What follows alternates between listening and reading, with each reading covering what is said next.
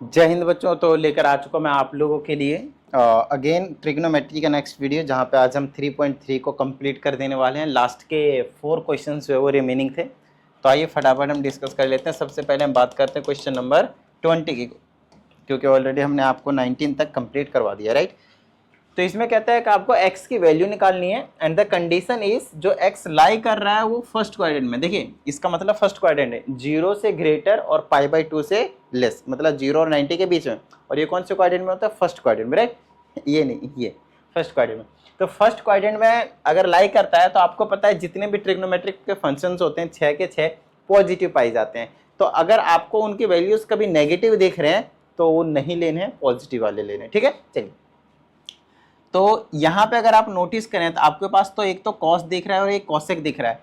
आपके पास कभी भी x की वैल्यूज निकालने के लिए बोला जाएगा ना, चाहे वो किसी भी क्वाड्रेंट की बात करें, तो आपके पास एक से ज़्यादा पैरामीटर नहीं होने चाहिए, एक से ज़्यादा ट्रिग्नोमेट्री के फंक्शन नहीं होने चाहिए। अगर एक से ज़्यादा होते हैं तो आप निकाल नहीं पाएंगे। तो आपका हमेशा से एक ही टारगेट रहेगा कि किसी एक में कन्वर्ट करना है, either it is tan, either it is or basically cot, sine, cosec, cos, sec, कोई भी एक हो सकता है 6 में से, राइट। तो फिलहाल में जो मैं यहाँ पे देख रहा हूँ, जो कर सकता हूँ, cos x को कॉमन ले सकता हूँ। तो मैंने cos x को कॉमन लेकर बाहर पटक दिया, यहाँ पे बच गया 1 में cosec x, 1 में cosec x प्लस 1 और प्लस में 1 में cosec x माइनस 1, ठीक है। चलो अब ये cos x जो आपके पास वो एज इट इज रहने देते हैं और यहाँ से हम क्या करते हैं, एलसीएम ले लेते हैं। तो मेरे पास क्या हो जाएगा, cosec x प्लस 1 और साथ में आ जाएगा आपके पास cosec x माइनस 1, ठीक है। चलो ये कैंसिल, ये आ जाएगा ऊपर, तो ये आ जाएगा आपके पास cosec x माइनस 1, फिर प्लस में आ जाएगा cosec x plus 1। Is everything fine over here? आईने बात समझ में? ठीक है। चलो अब इसको उड़ा देते हैं, यहाँ पे लिख देते हैं हम cos x, ये प्लस 1 और माइनस 1 कैंसिल हो गया, cosec x 2 cosec x बन गया भाई। और इक्वल टू में तो आपके पास 2 चलता हुआ आ रहा है, ध्यान रहे। इक्वल टू में 2 आपके पास ऑलरेडी गिवन था, जैसे कि आप क्वेश्चन के अंदर देख सकते हैं। ये हो गया 2 cosec x। नीचे देखिए a plus b, a minus b की अगर आप आइडेंटिटी लगा देते हैं तो ये बन लेगा भाई cosec स्क्वायर x माइनस का 1 इज इक्वल टू 2। और क्या कर सकते हैं आप, इसको जितना ज़्यादा सिंप्लीफाई करेंगे उतना ज़्यादा एक टर्म में आता चला जाएगा। आपको लग रहा होगा यार ये cos और cosec के टर्म में था और यहाँ पे ये cosec स्क्वायर माइनस 1 है। अब इस cosec स्क्वायर x माइनस 1 को हम क्या लिख देंगे, cot स्क्वायर x, अगर आपको स्क्वायर वाली रिलेशन याद हो 10th क्लास वाली, तो है ना। चलो तो इसको आप लिख सकते हो cot स्क्वायर x। अब बहुत सारे बच्चों का डाउट होगा सर ये तो जो ट्रिग्नोमेट्रिक फंक्शन है पहले तो 2 थे अब तो 3 हो गए, चीज़ों को समझिए। लेकिन कोई टेंशन वाली बात नहीं है, 3 को भी हम कम कर लेंगे, अभी समझ में आ जाएगा कैसे। साइन कॉस में चेंज कर दीजिए सभी को, तो ये हो जाएगा cos x multiply 2 as it is. इस cosec x को लिख दीजिए 1 में sin x, फिर मल्टीप्लाई में नीचे था आपके पास क्या, cot स्क्वायर x, तो यहाँ लिख दीजिए cos स्क्वायर x और नीचे वाला ऊपर चला जाएगा रेसिप्रोकल होकर, तो वो बन जाएगा sin स्क्वायर x और इज इक्वल टू में आपके पास है 2, ठीक है। सबको साइन कॉस के चेंज कर दिया। अब एक कॉस से एक कॉस कट जाएगा और एक साइन से एक साइन कट जाएगा और 2 से आपके पास 2 कट जाएगा। ऊपर बच गया एक साइन एक्स और नीचे बच गया एक कॉस एक्स, और sine x by cos x क्या होता है, इक्वल टू में 1 बचा, पता है ना। 2 से 2 को कैंसिल किया था, साइन बाई कॉस बन गया 10x। अब बताइए मुझे कि ये सिर्फ और सिर्फ एक ही ट्रिग्नोमेट्री के फंक्शन में कन्वर्ट हुआ या नहीं, हो गया ना, मतलब हमारा काम बन चुका है। आगे देखिए, अब बात आती है 10x की वैल्यू 1 कब होती है, बताना जरा। जब x की वैल्यू क्या होगी, π/4, या फिर इस 1 को आप ऐसे लिख सकते हैं 10x is equal to 1045 degree, है ना। π/4, 45 को π/4 कहते हैं रेडियंस के टर्म में। So value of x will be your π/4 or you can से 45 डिग्री, ठीक है। ये रेडियन में, वो डिग्री में आ जाएगा। ये आपके पास फर्स्ट पार्ट था। इसी तरह से आपके पास सेकंड पार्ट भी यहाँ पे देखने को मिल रहा है। अब यहाँ पे अगर आप देख रहे हैं तो ये कॉस है, ये भी कॉस है, लेकिन ये साइन है, तो ये साइन की हमें जरूरत नहीं है। तो हम क्या करेंगे, इसको माइनस का 3 cos x प्लस का 2, इसको क्रॉस मल्टीप्लाई करके इधर लाया और साइन स्क्वायर x बन गया। और साइन स्क्वायर x को आप लिख दो 1 माइनस कॉस स्क्वायर x। बोलो कोई दिक्कत भाई। अब इन सभी को एक तरफ लेके आओ पहले तो ये बना लेगा मेरे पास cos स्क्वायर x और वो माइनस का इधर आएगा तो प्लस का cos स्क्वायर x, ठीक है। फिर ये माइनस का 3 cos x, ये इधर आएगा तो प्लस का 2 में से -1 हो जाएगा और इक्वल टू में बचा लेगा 0। ये cos स्क्वायर x और cos स्क्वायर x बना लेगा आपके पास 2 cos स्क्वायर x और ये माइनस का 3 cos x और ये प्लस का 1 इक्वल टू 0।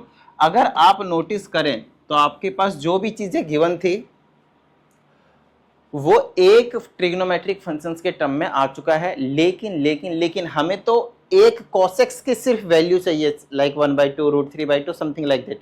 बट वैसा तो यहाँ पे कुछ भी नहीं दिख रहा है। लेकिन आप यहाँ पे एक चीज जो ऑब्जर्व कर सकते हैं वो है आपके पास क्या है कि ये जो है वो एक क्वाड्रेटिक इक्वेशन के फॉर्म में, बोलिए हाँ या नहीं।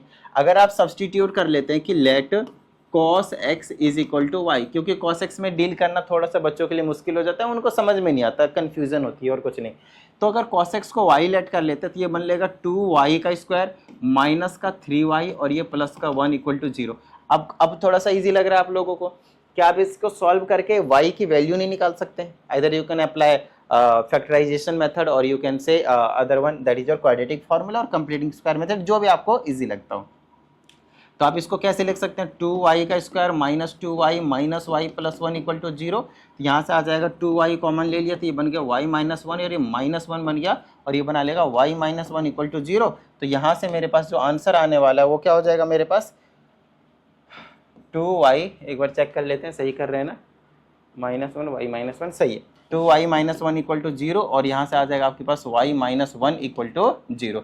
यहाँ से y की वैल्यू बन गई 1/2 और यहाँ से y की वैल्यू बन गई आपके पास 1। आई बात समझ में? अब मेरी बात ध्यान से सुनिएगा, ये जो हमने y की वैल्यू निकाली है वो किसकी है बताना जरा, किसकी है? वो है आपके पास cos x की, और हमें क्या चाहिए थे? cos x की वैल्यू चाहिए थी, है ना। तो ये आपके पास cos x की वैल्यू, तो cos x की जो वैल्यू आई है, एक तो आई है 1/2 और एक आई है 1।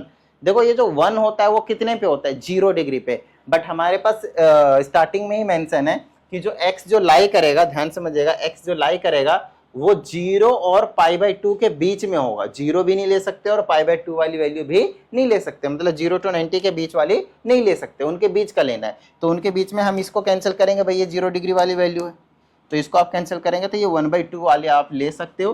क्यों? क्योंकि 1/2 आपके पास कब होता है बताना जरा? 60 डिग्री पे, याद है ना। तो इसको आप लिख सकते हो cos π/3। एंगल को कंपेयर करेंगे, cos से cos काट के नहीं दिखाना, लिखना है कंपेयरिंग एंगल। तो x की वैल्यू आ जाएगा आपके पास π/3। ये आपके पास आंसर हो गया, कोई दिक्कत वाली बात नहीं भाई, बेसिक सा क्वेश्चन था। चलिए इसी तरह से आपके पास अगला क्वेश्चन भी है। इस टाइप के क्वेश्चन में आपके पास क्वाड्रेटिक इक्वेशन जो है वो बनेगा, तो घबराना नहीं है। आगे चलिए, ये तो सीधा 2 को नीचे भेज दीजिए, तो डायरेक्टली ऑलरेडी इस फॉर्म में दिया हुआ है, अकेले के फॉर्म में, तो 1/4 हो जाएगा और ये हो जाएगा sin x is equal to, तो √1/4 हो जाएगा और प्लस माइनस में टूटेगा, तो ये sin x is equal two plus minus 1/2 निकल कर आ जाएगा। अब आपको पता है प्लस माइनस 1/2, अब माइनस का नहीं ले सकते क्योंकि 0 to 90 के बीच में तो माइनस का आता है नहीं sin x का वैल्यू, तो माइनस वाला कैंसिल करो और sin x की वैल्यू आ गई 1/2, प्लस का ले लो। और ये कितने पे होता है? 0 to 90 के बीच में लाई करता है। ये sin 30 डिग्री की वैल्यू होती है जिसको हम π/6 बोलते हैं इन रेडियन। तो साइन से साइन कैंसिल करके नहीं दिखाना है, कंपेयरिंग एंगल लिखकर x की वैल्यू लिख देनी π/6। लो आपका एंगल की जो वैल्यू थी, x की वैल्यू थी, वो आपने निकाल दिया। ठीक है, चलिए ये फोर्थ पार्ट है, ये लास्ट क्वेश्चन है आपके पास किसका? इसी का, क्वेश्चन नंबर 20 का। ठीक है, चलिए अब इसमें अगर आप नोटिस करें तो 2 टर्म में, तो एक टर्म में लाने के लिए स्क्वायर वाली रिलेशन हम यूज कर सकते हैं। यहाँ पे हम लिख सकते हैं 1 माइनस का cos स्क्वायर एक्स, कोई दिक्कत नहीं भाई। ठीक है, अब 3 cos x को एज इट इज रखिए, इज इक्वल टू ये बन लेगा 2, ये बन लेगा माइनस का 2 cos स्क्वायर एक्स, कोई दिक्कत नहीं भाई। इन दोनों को अंदर ले आएंगे तो प्लस का 2 cos स्क्वायर एक्स हो जाएगा और ये प्लस का 3 cos x as it is रहने दीजिए और ये माइनस का 2 बना लेगा और इक्वल टू में 0 हो जाएगा।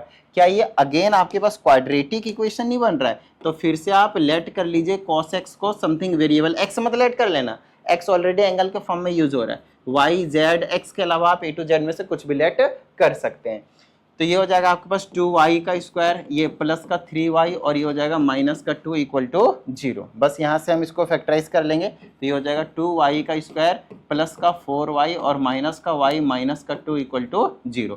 यहाँ से 2y कॉमन ले लेंगे तो आ जाएगा y प्लस का 2 और माइनस का 1 कॉमन ले लेंगे तो हो जाएगा y प्लस का 2 इक्वल टू 0। और यहाँ से y की वैल्यू आ गई एक 1/2 और y की वैल्यू आ गई आपके पास एक माइनस का 2। आपको पता है यहाँ पे जो हमने y अज्यूम किया था वो किया था cos y को, तो cos x की cos y कह रहा हूँ, cos x को हमने y लेट किया था। तो cos x की वैल्यू 2 निकल कर आएंगे, एक तो निकल कर आया 1/2 और एक निकल कर आया आपके पास माइनस का 2। आपको एक चीज बेहतरीन तरीके से पता है कि cos x की वैल्यू मिनिमम -1 हो सकता है और मैक्सिमम +1 हो सकता है। और इनके बीच में लाई कर सकते हैं, ना इससे कम ना ही 1 से ग्रेटर हो सकता है। तो ये वैल्यू तो आप सबसे पहले जो है वो कैंसिल करने वाले हो। और ये 1/2 कितने पे होता है भाई, 60 पे होता है। तो cos x is equal to 60 degree पे ना, तो उसको लिख देंगे cos π/3। तो एंगल x की वैल्यू क्या हो जाएगी, π/3, खत्म बात। ठीक है, चलो इस तरह से आपको इस टाइप के क्वेश्चंस के साथ जो है वो डील करना है। आइए अगले क्वेश्चन की हम बात करते हैं नाउ। अच्छा ये लास्ट नहीं है, 20th का ये 5th पार्ट है, और भी एक क्वेश्चन था, कोई बात नहीं, चलिए इसको भी कर लेते हैं। अगर आप नोटिस करें तो ये ऑलरेडी जो है इस क्वाड्रेटिक इक्वेशन के फॉर्म में दिया है। अगर आपने 10x को ध्यान समझिएगा y मान लिया, लेट कर लीजिए 10x को y, तो ये क्या हो जाएगा y² माइनस ब्रैकेट के अंदर 1 + √3 और ये y और ये प्लस का √3 इक्वल टू 0। अब आप यहाँ से सिर्फ और सिर्फ क्या करें, y की जो वैल्यू है वो निकाल कर दिखा दें। तो इसके लिए मैं जो यूज़ करने वाला हूँ टेक्निक, वो क्या होगा, आपके पास क्वाड्रेटिक फार्मूला यूज़ कर सकता हूँ, नहीं तो y से मल्टीप्लाई करते हैं, कोई दिक्कत वाली बात नहीं। y² माइनस का y हो जाएगा और माइनस का √3y हो जाएगा और ये प्लस का √3 हो जाएगा इक्वल टू 0। यहाँ से आप y कॉमन ले लें तो ये हो जाएगा y माइनस का 1, यहाँ पे माइनस का √3 कॉमन ले लें तो बन जाएगा y माइनस 1 इक्वल टू 0। तो y के दो वैल्यू आ गए, एक प्लस का 1 और एक √3, दो वैल्यू आए। अब ये दोनों वैल्यू एप्लीकेबल है या नहीं वो हमें यहाँ पे चेक करना पड़ेगा, ठीक है ना। एक बार √3, हाँ ठीक है √3 आया, मुझे लगा थोड़ा बहुत 1/√3 तो नहीं है। चलो अब ये जो हमने y की वैल्यू लेट किया था वो 10x का था, तो एक तो 10x इज इक्वल टू 1 लेंगे आप, और एक 10x इज इक्वल टू क्या लेंगे, √3 लेंगे। तो क्या दोनों 0 और 90 के बीच में है या नहीं, फर्स्ट क्वाड्रेंट में है या नहीं, उसके अकॉर्डिंग आपको काम जो है वो करना पड़ेगा। तो चलिए इसको एक बार चेक कर लेते हैं। अगर आप 1 को चेक करते हैं तो 1 तो हाँ भाई 45 डिग्री पे होता है 10 का, तो वो तो लाई कर रहा है फर्स्ट क्वाड्रेंट में, कोई दिक्कत नहीं है। तो आप इसको ऐसे लिख कर दिखाएंगे कि 10x इज इक्वल टू 10, 45 जो है वो है π/4 होता है, तो x की वैल्यू आपके पास π/4 निकल कर आ जाएगी। और इस केस में आप इसको लिख सकते हैं 10x is equal to 60 degree, तो हो जाएगा 10 π/3, तो यहाँ से x की वैल्यू आ जाएगी π/3। हाँ तो ये आपके पास दोनों वैल्यू इस केस में जो है पॉसिबल हो जाएगा, और ये आपको दोनों आंसर में लिखने पड़ेंगे। तो अभी तक हमने सिर्फ और सिर्फ एक क्वेश्चन जो है वो कंप्लीट किया है। आइए अगले क्वेश्चन की हम बात कर लेते हैं। इसमें हमसे कहा जाता है x और y दोनों के दोनों रियल नंबर से बिलोंग कर रहे हैं, और साथ में हमें प्रूफ करना है कि ये वाली जो इक्वेशन है वो तभी पॉसिबल है जब आपके पास x और y इक्वल हैं, लेकिन x और y जो है वो 0 के इक्वल नहीं है। इस बात का ध्यान रखें, ना x की वैल्यू 0 है ना y की वैल्यू 0 है, लेकिन x और y दोनों इक्वल है, दोनों के दोनों आपके पास इक्वल है। ठीक है, अब मेरी बात ध्यान से सुनिएगा। यहाँ पे जब इस टाइप का कोई क्वेश्चन पढ़ लेते हैं तो आपको बिल्कुल ही समझ में नहीं आएगा कि करें तो करें क्या, ठीक है। लेकिन मैं आपको एक थोड़ा सा हमेशा के लिए हिंट दे देता हूँ। मैक्सिमम 99% क्वेश्चन में आपको क्या सोचना है, जैसे ये ट्रिग्नोमेट्री साइन थीटा है, तो इसकी वैल्यू मिनिमम क्या हो सकती है और मैक्सिमम क्या हो सकती है, ये सोचना है। जैसे साइन थीटा है सिंपल, अगर मैं सिंपल साइन थीटा की वैल्यू की बात करता हूँ, साइन थीटा की, तो उसकी वैल्यू मिनिमम -1 हो सकती है, मैक्सिमम +1 हो सकती है। वहीं अगर आप साइन स्क्वायर थीटा की वैल्यू निकालना चाहते हैं, साइन स्क्वायर थीटा की, तो जब आप स्क्वायर कर देंगे तो नेगेटिव वैल्यू भी पॉजिटिव हो जाएगी और 0 और 1 के बीच में लाइक करना शुरू कर देगा, इन विच वो 0 भी हो सकता है 1 भी हो सकता है। तो साइन स्क्वायर थीटा की वैल्यू मिनिमम वैल्यू 0 होगी और मैक्सिमम वैल्यू 1 होगी। तो आप इसको ऐसे लिख सकते हैं कि साइन स्क्वायर थीटा जो है वो 0 से ग्रेटर या 0 हो सकता है और लेस देन और इक्वल टू 1 हो सकता है। ये साइन स्क्वायर थीटा के ऊपर की कंडीशन है, ठीक है। तो मिनिमम वैल्यू मान कर चलता हूँ थोड़ी देर के लिए कि मैंने 0 लिया, साइन स्क्वायर थीटा की जगह मैंने क्या लिया, 0 लिया, तो यहाँ पे 0 पुट करते हैं, ये गायब हो जाएगा, तो इधर 0 हो जाएगा और ये x² + y² जो आपके पास वो बच जाएगा। अब आप मुझे बताइए कि ये पॉसिबल है क्या, x² और प्लस y² की वैल्यू 0 होना। एक ही कंडीशन में ये 0 हो सकते हैं, जब x और y दोनों की वैल्यू 0 होंगे। चीज़ों को समझिए, x की वैल्यू और y की वैल्यू दोनों के 0 सब्सटीट्यूट करूंगा तभी फाइनल आंसर आपके पास 0 मिलेगा। लेकिन इन्होंने पहले ही कंडीशन में बता दी कि ना ही x की वैल्यू 0 है और ना ही y की वैल्यू 0 है। इसका मतलब इसकी ये वाली कंडीशन तो फेल हो गया, ये आप नहीं ले सकते। लेकिन दूसरा वाला, अगर आप मैक्सिमम वैल्यू की ओर जाते हैं कि साइन स्क्वायर थीटा की वैल्यू अगर मैंने 1 ले लिया, तो हाँ यहाँ पे आपके पास इसकी वैल्यू भी 1 और इसकी वैल्यू भी 1 अगर आप ले, अच्छा यहाँ से साइन थीटा की वैल्यू निकालेंगे आप, तो साइन थीटा की वैल्यू आप इधर चला जाएगा तो क्या हो जाएगा आपके पास स्क्वायर रूट के अंडर 1 और ये आ जाएगा आपके पास +-1। तो इसकी वैल्यू तो हो ही सकती है, ये +-1 कोई दिक्कत वाली बात नहीं है। तो ये हो गया आपके पास प्लस माइनस का जो 1 है वो देख निकल कर आ जाएगा। तो एक बार आप +1 ले सकते हो और एक बार आप -1 ले सकते हैं। इन दोनों कंडीशन से आपको यहाँ पे देखने को मिलेगा।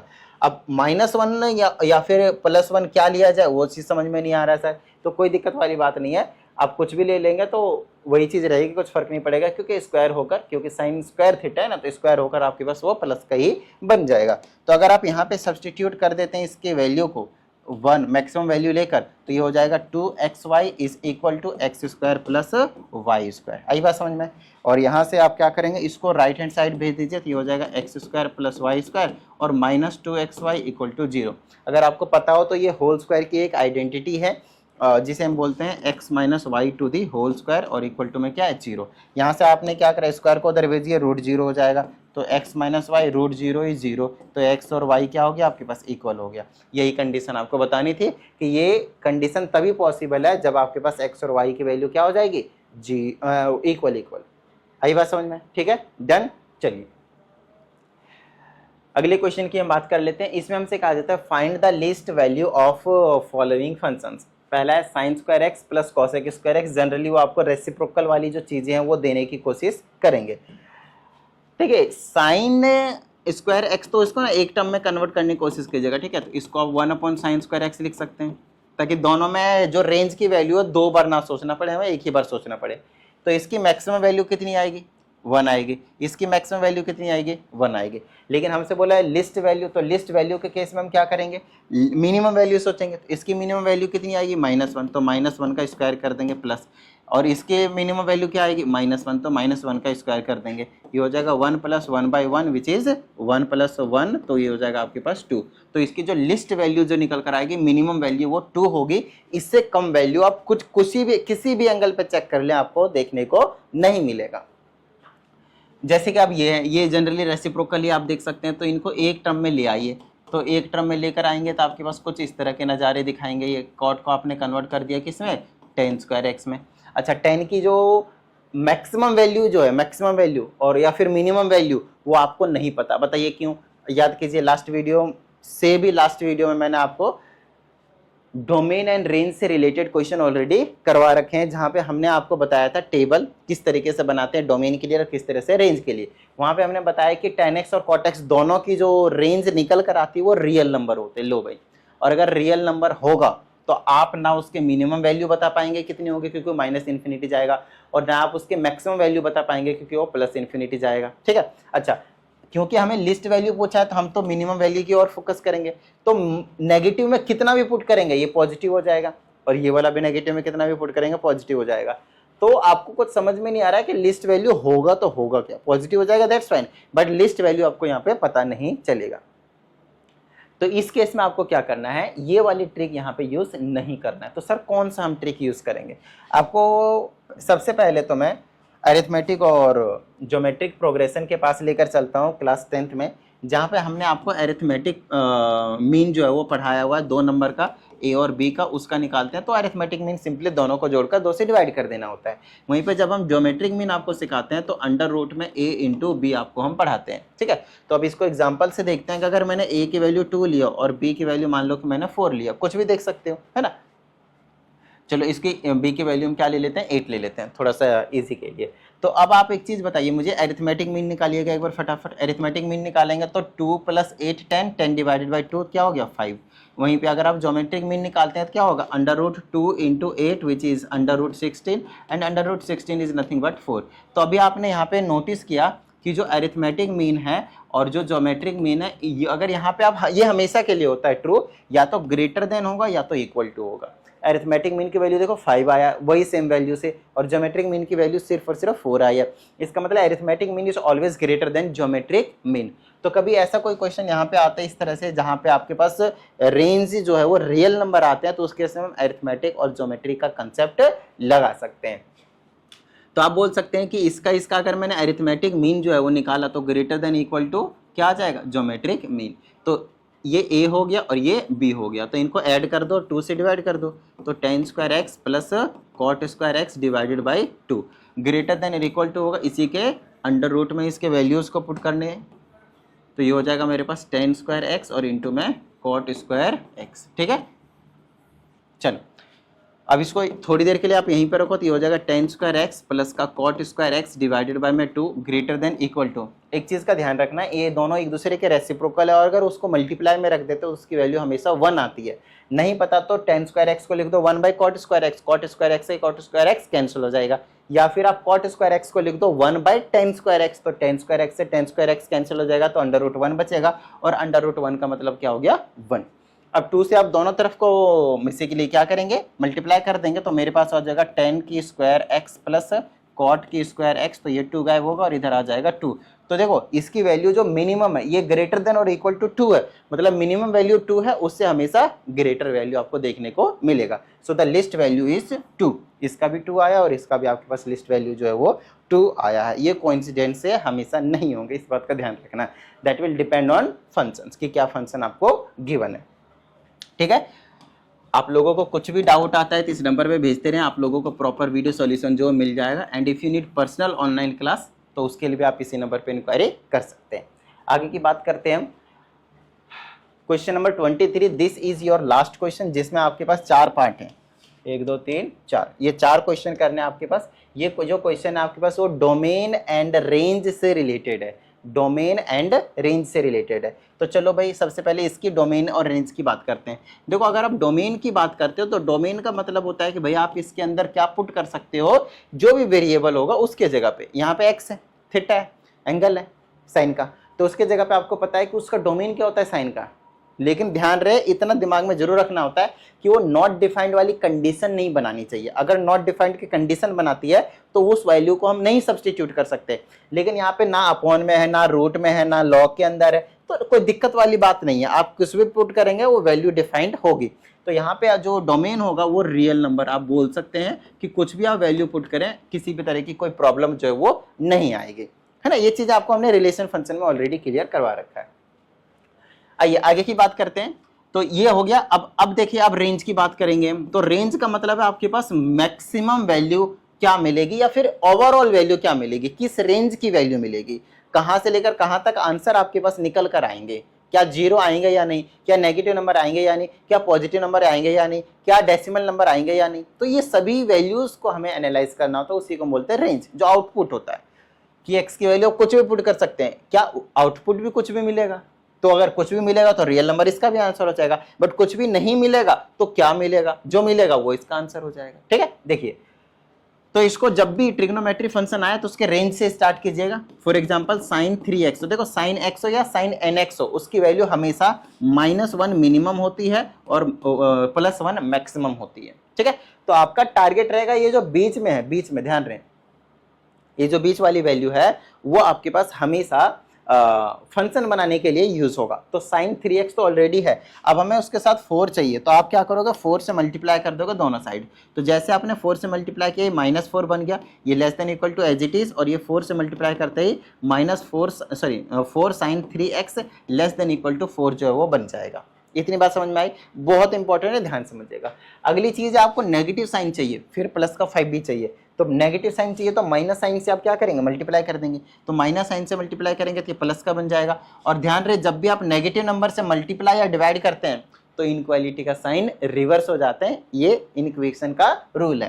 तो ये इधर से इधर हो जाएगा और ये बना लेगा -4 sin 3x और ग्रेटर देन इक्वल टू -4। कोई दिक्कत नहीं, इधर वाला प्लस बन गया, उधर वाला माइनस बन गया। वन मोर इंपॉर्टेंट है, ध्यान समझिएगा, इसी चीज को बता देता हूँ। अच्छा एक चीज बताइए, 3 इज ग्रेटर देन 2 होता है या नहीं होता है। आप बोलेंगे हाँ सर ट्रू है। आप क्या कीजिए, माइनस से ना मल्टीप्लाई कर दीजिए इसको, तो ये -3 बन जाएगा और ये -2 बन जाएगा। अब बताइए इनमें से बड़ा कौन सा है, बोलेंगे सर -2 बड़ा है, तो इसको पलट दो ना भाई। यही चीज तो मैं बता रहा हूँ कि अगर आप नेगेटिव नंबर से किसी को भी इनक्वालिटी में मल्टीप्लाई करते हैं तो इनक्वालिटी का जो साइन होता है वो रिवर्स हो जाता है। ठीक है, यहाँ तक बात समझ में आ गई। अब हमें और क्या चाहिए था फंक्शन में, फंक्शन बनाने के लिए हमें 5 चाहिए, तो प्लस का 5 चाहिए, है ना। इधर कर लो इधर कर लो, एक ही बात है। प्लस का 5 करेंगे तो ये क्या बन जाएगा, 9 बन जाएगा। ये बना लेगा ग्रेटर देन इक्वल टू, और ये जाएगा 5 माइनस का 4 sin 3x greater than equal to 5 plus करेंगे तो कितना हो जाएगा आपके पास, 1 बच जाएगा। ठीक है, तो अब ये वाली जो चीज थी वो क्या है, जिसका आंसर आपसे पूछा था वही फंक्शन बन गया, और ये 9 है और ये ग्रेटर देन इक्वल टू है, और ये वाली चीज f(x) greater than equal to 1 है। तो अब देखिए f(x) की वैल्यू, मिनिमम वैल्यू क्या है, 1 है और मैक्सिमम वैल्यू क्या है 9 है और दोनों इंक्लूडेड है, इक्वल टू का साइन है। तो इसका जो रेंज लिखा जाएगा, इसका जो रेंज आंसर में लिखा जाएगा वो लिखा जाएगा 1 से लेकर 9 तक, सभी नंबर 1 भी है 9 भी है, तो इसके लिए हम यूज करते हैं square bracket if you know it, right. चलिए ये क्वेश्चन हो गया। आगे क्वेश्चन की हम बात करते हैं सेकंड वाला। ये भी क्वेश्चन बिल्कुल वैसा ही है लेकिन बस रेसिप्रोकल कर रखा है, तो रेसिप्रोकल से नहीं डरना भाई, बिल्कुल छोटी चीज है, ध्यान से समझना, ठीक है। चलिए अब यहाँ पे क्योंकि cos x है तो cos x के रेंज से हम स्टार्ट करने वाले हैं क्वेश्चन को सॉल्व करना, और cos x की जो रेंज है वो भी सेम होती है, जैसे कि cos 3x है तो -1 से ग्रेटर देन और इक्वल टू और लेस देन इक्वल टू आपके पास 1 जो है देखने को मिलेगा। वहीं पे फिर से हमें क्या चाहिए, देखो पहले ये नीचे वाला बना लो, फिर बाद में हम रेसिप्रोकल करेंगे तो 1 में आ जाएगा, तो फिर माइनस चाहिए तो माइनस से मल्टीप्लाई करोगे तो ये प्लस हो जाएगा, लेकिन इनक्वालिटी का साइन भी रिवर्स होगा। बच्चे ना इन चीज़ों पे ध्यान नहीं देते हैं जिसकी वजह से मिस्टेक हो जाते हैं, ठीक है ना। उसके बाद हमें प्लस का 4 भी चाहिए, प्लस का 4 करेंगे तो ये 5 बन जाएगा और ये ग्रेटर देन इक्वल टू, और ये 4 माइनस का cos 3x बन गया और ये ग्रेटर देन इक्वल टू 4 से सॉरी क्या किया था हमने यहाँ पे 4 प्लस किया था तो ये 5 बना, 4 प्लस करेंगे तो ये आपके पास 3 बनेगा, ठीक है। इतनी बात डन है, ठीक है। अब मेरी बात ध्यान सुनिएगा, क्या हमारा यही फंक्शन है, नहीं, हमें 1 में चाहिए, तो आप क्या करोगे, सभी का क्या करोगे, रेसिप्रोकल लोगे, और रेसिप्रोकल लोगे तो ये 1/5 बनेगा, और ये क्या बनेगा 1/4 माइनस cos 3x बनेगा, और ये क्या बनेगा 1/3 बनेगा। क्या अब ये आपका फंक्शन बन गया? हाँ। अब बोलेगा सर आपने इनक्वालिटी का साइन लगाया क्यों नहीं समझाता हूँ, क्योंकि आप लोग यहाँ पे फिर से एक गलती करने वाले हैं, मैं आपको समझा देता हूँ क्या गलती करने वाले। आप मुझे बताइए जो 4 है वो ग्रेटर देन 2 है या नहीं है, बताइए पहले इतनी बात बताइए। हाँ सर बात तो सही है, 4 तो ग्रेटर देन 2 है, सही बात है, इसमें तो कोई डाउट नहीं है। आप इनका रेसिप्रोकल ले लो तो ये हो जाएगा 1/4 और ये हो जाएगा 1/2, ठीक है। अब इसको डिवाइड करना क्या आएगा 0.25 आएगा, और इसको डिवाइड करोगे क्या आएगा 0.5। अब बताना कौन बड़ा है इनमें से रेसिप्रोकल लेने के बाद पता चलेगा कि ये जो साइन है वो भी रिवर्स हो जाता है इनक्वालिटी में भी। तो इनक्वालिटी में 2 रूल आपको इंपॉर्टेंट वाले याद रखने हैं कि जब हम नेगेटिव नंबर से मल्टीप्लाई या फिर डिवाइड करते हो तो भी इनक्वालिटी का साइन चेंज होता है, और जब आप रेसिप्रोकल लेते हो तब भी इनक्वालिटी का साइन रेसिप्रोकल मतलब उल्टा हो जाता है, रिवर्स हो जाता है। तो ये वाली चीज अब इधर हो जाएगी और ये वाली चीज अब इधर हो जाएगी। आई बात समझ में, ठीक है ना। चलो तो यहां से आपको पता चला कि ये आपके पास फंक्शन हो गया और ये लेस देन इक्वल टू 1/3 है और ग्रेटर देन इक्वल टू 1/5 है, तो इसकी जो मिनिमम वैल्यू होगी वो 1/5 होगी और जो मैक्सिमम वैल्यू होगी वो 1/3 होगी, बहुत इंक्लूडेड आप देख सकते हैं। तो ये इसका रेंज निकल कर आ गया। बहुत ज़्यादा इंपॉर्टेंट भाई, ऐसी चीज़ों में बच्चे मिस्टेक करते ही करते हैं, ठीक है। चलिए आए है ये क्वेश्चन है भाई, यहाँ पे बच्चे कहते हैं सर हमें तो cos 2x दिया है और हमें पता है इसका रेंज क्या है -1 से लेकर 1 तक, और यहीं पे गलती कर जाओगे आप। अगर आपने ये गलती करी थी तो दिक्कत हो जाएगी। देखो इसमें कोई डाउट नहीं कि आपने जो बोला कि cos 2x की वैल्यू -1 से 1 तक जाएगी और सभी उनके बीच के, और साथ ही ये दोनों वैल्यू भी इंक्लूडेड रहेंगे, लेकिन इसमें ये जो स्क्वायर ब्रैकेट लगाया है ना ये रिप्रेजेंट करता है ग्रेटेस्ट इंटीजर फंक्शन को, ग्रेटेस्ट इंटीजर फंक्शन को, ग्रेटेस्ट इंटीजर फंक्शन होता है। अब ग्रेटेस्ट इंटीजर फंक्शन का कहना क्या है वो चीज़ बता देता हूँ। अगर डेसिमल के अंदर आपने 1.7 डाला तो आंसर 1 आएगा, अगर डेसिमल के अंदर आपने इसके अंदर 1.1 भी डाला तो भी आपके पास 1 ही मिलेगा, इसके अंदर एग्जैक्ट इंटीजर फिक्स वाला डाला तो भी आपको 1 ही मिलेगा। चीज़ों को समझिए, इसका कहने का मतलब है कोई सा भी आप डेसिमल वाली वैल्यू डालिएगा तो आपको लिस्ट इंटीजर मिलेगा, लिस्ट इंटीजर, ठीक है। अच्छा यहाँ की अगर हम बात करें तो इसका मतलब होता है -1 फिर 0 और फिर 1, इसका मतलब होता है इस चीज का मतलब मैं समझा रहा हूं, इस चीज का मतलब होता है -1 भी हो सकता है, +1 भी हो सकता है, और इसके बीच के सभी वैल्यूज भी हो सकते हैं, सभी वैल्यूज। तो सभी वैल्यूज में 0.3 भी आएगा, और 0.3 जब इसके अंदर चला जाएगा तो वो 0 के इक्वल होगा। बोलिए हाँ या नहीं, है ना। अभी यहाँ पे ग्रेटेस्ट इंटीजर फंक्शन का क्या मतलब समझाया, कोई भी डेसिमल वैल्यू डालिएगा तो आपको, नाम है इसका ग्रेटेस्ट इंटीजर फंक्शन, वैल्यू देगा लिस्ट इंटीजर, ठीक है ना। अच्छा आप 0.9 भी डालते हैं तो भी आपको क्या मिलेगा, आपके पास 0 ही मिलेगा, है ना। अच्छा नेक्स्ट आपके पास 1 डालेंगे तो 1 मिलेगा, 0 डालेंगे तो 0 मिलेगा, -1 डालेंगे, सॉलिड वाला डालिएगा परफेक्ट इंटीजर तो परफेक्ट इंटीजर ही मिलेगा। लेकिन यहाँ पे अगर माइनस का 0.5 डाल दिए तो आपके पास -1 मिल जाएगा, उससे छोटी वाली, उससे छोटी 0 नहीं, उससे छोटी -1 है, ध्यान रहे इस चीज का। तो तो आपको ओवरऑल क्या रेंज मिल रहा है उस चीज को थोड़ा सा एनालाइज किए तो जो कीजिए, तो रेंज जो मिल रहा है ना आपके पास, वो हर एक केस में या तो -1 मिल रहा है, या तो 0 मिल रहा है, या तो 1 मिल रहा है। और यहाँ पे आपकी बार आपको स्क्वायर ब्रैकेट नहीं लगाना, वो जो सेट वाला होता है ना जिसके अंदर एलिमेंट्स हम रिप्रेजेंट करते थे, वो वाला ब्रैकेट लगाना है। तो इस ब्रैकेट का मतलब होता है जो आपने एलिमेंट इसके अंदर लिखा है सिर्फ वही है, लेकिन ऐसा ब्रैकेट लगाने का मतलब है ये दोनों तो इंक्लूडेड है स्क्वायर ब्रैकेट का मतलब, लेकिन इसके बीच के सभी वैल्यूज इंक्लूडेड हैं। तो ब्रैकेट का खेल होता है, कई बार बच्चे मिस्टेक करते हैं, मैंने ऑफलाइन बच्चे को में भी देखे हैं और ऑनलाइन बच्चों में भी देखे हैं, टेस्ट पेपर में जाके गलती करके आते हैं। तो ये बच्चों छोटी छोटी गलतियां जो है वो मत करना, वरना मार्क्स चले जाएंगे आपके। आइए लास्ट क्वेश्चन की हम बात करते हैं इस वीडियो की। अगेन अगर आप देखें तो ये ग्रेटेस्ट इंटीजर फंक्शन है, बट एक लिमिट तो पहले पता कर लीजिए। जैसे लास्ट वाले क्वेश्चन में आपके पास लिमिट पता था -1 और 1 के बीच में, तो पहले आप इसकी लिमिट पता करेंगे और स्टार्ट नो डाउट हम यहां से करेंगे। तो sin 3x की वैल्यू क्या होगी, -1 से ग्रेटर देन इक्वल टू और लेस देन इक्वल टू 1।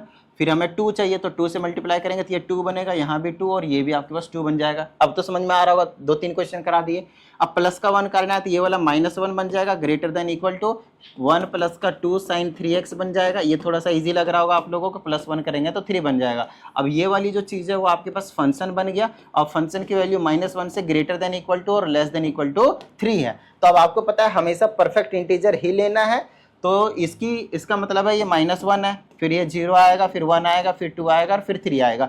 इस केस में हमारे पास ये भी इंक्लूडेड है और ये भी इंक्लूडेड है, ठीक है ना। लेकिन जब हमने इसमें ग्रेटेस्ट इंटीजर फंक्शन लगा रखा है, इसका मतलब आप 2 पॉइंट समथिंग पुट करेंगे तो 2 आएगा, 3 पुट करेंगे तो 3 आएगा, 2 पुट करेंगे ये परफेक्ट वाला पुट करेंगे तो परफेक्ट ही मिलेगा, और डेसिमल इनके बीच का कुछ पुट करेंगे तो उससे लिस्ट वाली वैल्यू मिलेगी। तो इसका जो रेंज आपके पास लिखा जाएगा ना, एग्जैक्ट वाले इंटीजर लिखे जाएंगे, जैसे -1 मिलेगा, 0 मिलेगा, 1 मिलेगा, 2 मिलेगा और 3 मिलेगा। आई बात समझ में। अच्छा, इनके डोमेन की तो हमने बात ही नहीं करी इधर लास्ट वाले। तो डोमेन में तो कोई दिक्कत नहीं भाई, एक्स की जगह आप कुछ भी पुट कर सकते हो, रियल डालोगे, ठीक है। इस वाले में भी क्या डाल सकते हो, रियल नंबर, आपको पता है cos x की वैल्यू। अब इस वाले के डोमेन की थोड़ी सी बात करते हैं। जब भी कभी फ्रैक्शन में आते हैं ना, तो उस केस में हमेशा कोशिश कीजिएगा कि डिनोमिनेटर में की जो वैल्यू वो 0 नहीं होनी चाहिए, क्योंकि अगर गलती से वो 0 हो गया तो फंक्शन नॉट डिफाइंड हो जाएगा। तो हमें इसकी कंडीशन जरूर चेक करनी पड़ेगी एक बार।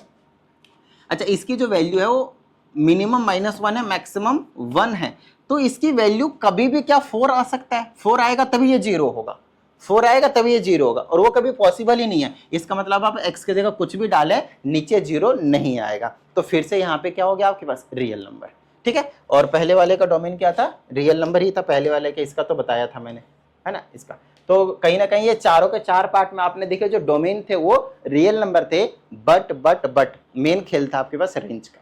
मेन जो खेल था वो था आपके पास रेंज का। उम्मीद करता हूँ सभी चीजें आप लोगों को क्लियर हो गया होगा। चलिए मिलते हैं अगली वीडियो में, प्रैक्टिस करते रहिएगा। जय हिंद।